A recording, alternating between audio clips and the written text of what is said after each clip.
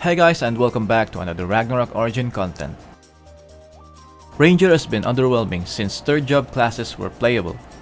Although some adjustments were made, it still can't outperform other classes. But not until the 3rd job sigils were released. So this time I'm gonna be sharing you the updated Ranger build.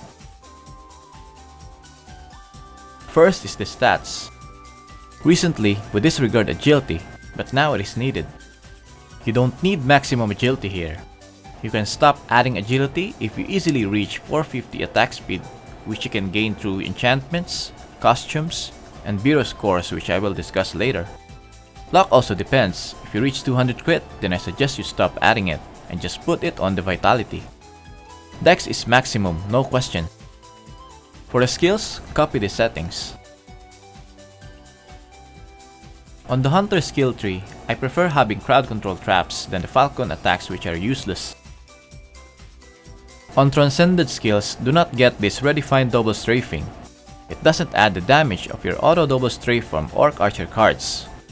Better put the remaining 10 skill points on Freezing Prep Research.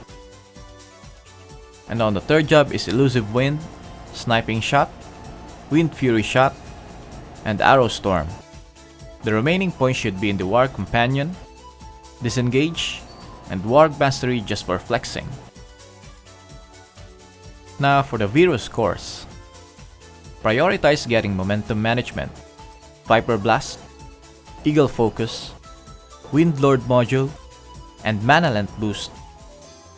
Then here's the optional. Next is the costumes. Here I listed all the recommended costumes.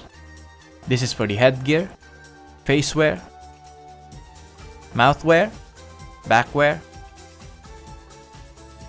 and the costume. For the divine armaments, I prefer using the agile set for armors, especially if you have higher dexterity. You can also use White Wing set for early to mid game if the server is still new. Weapon should be the Elf Crossbow Blade. I listed the needed enchantments for all parts. Here's for the headgear, facewear, mouthwear, weapon, garment, shoes, accessories, backwear, and the costume. Let's check the Nexus engine. For the modules, follow these settings. Here is for the red, yellow, and the green. And for the talents are Elusive Wind, Wind Fury Shot, Exceed Break, Arrow Storm, and Ruthless. For the feathers, medals, and mount, you can check my other video for guides. I have discussed how to properly distribute your points and arrange the feathers. I rarely discuss about the cards because it is situational. But here are my standard cards I always use for grinding. You can change the narrate card into a size, racial, or elemental card, depending on the monster you're killing, especially if you still lack damage and can't one-shot the mobs, and mostly when doing MVP for team rewards.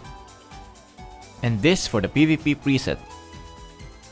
Weapons always depend on the situation. It's either there are many Dorams on the field or many demi-humans.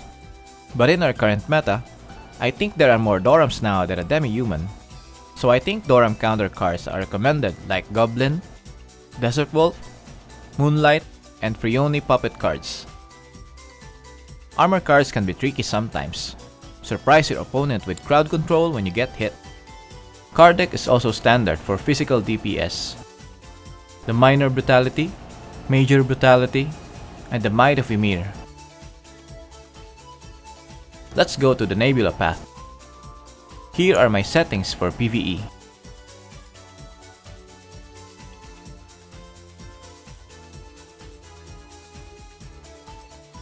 And then for PvP.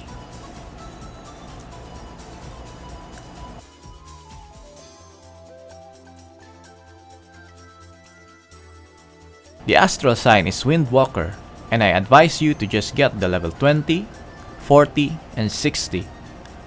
Level 80 is just plain bad and a waste of materials. The level 100 is nice. Though I haven't tried it, but I think it boosts your DPS by a little.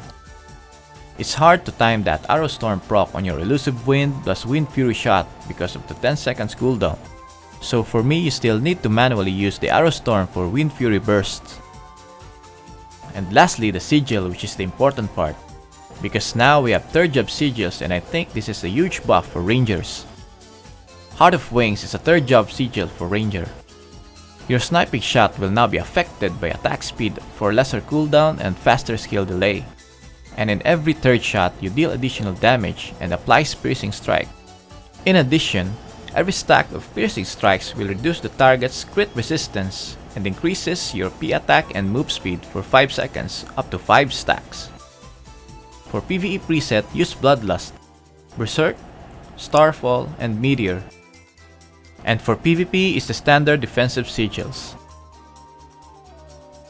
Let me share my auto settings when grinding. And here's for PvE along with the manual settings. You should manually cast the Arrow Storm 1 second before the Elusive Wind resets.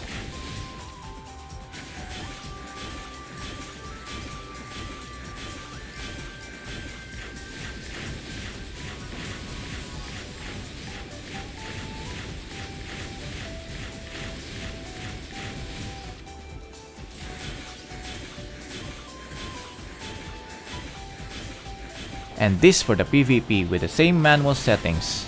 By here, you should manually cast the Elusive Wind. The playstyle of a ranger is to kite enemies using the stun of sniping shot. This is why you need movement speed to run around and shoot again to lock down targets. Use Elusive Wind if the target has been locked to burst them down with Wind Fury shots. Do not use Arrow Storm as it has a long casting animation and players from the field move frequently.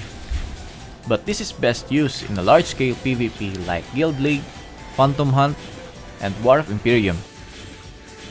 Now, I noticed this when I was a ranger back then before I played Doram.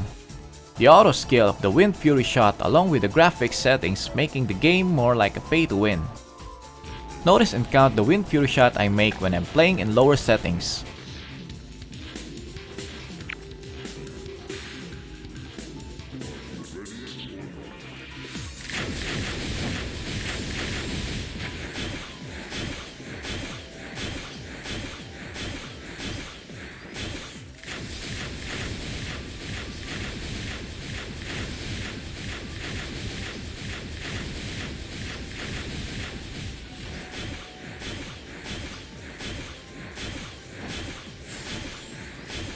And this with the ultra settings.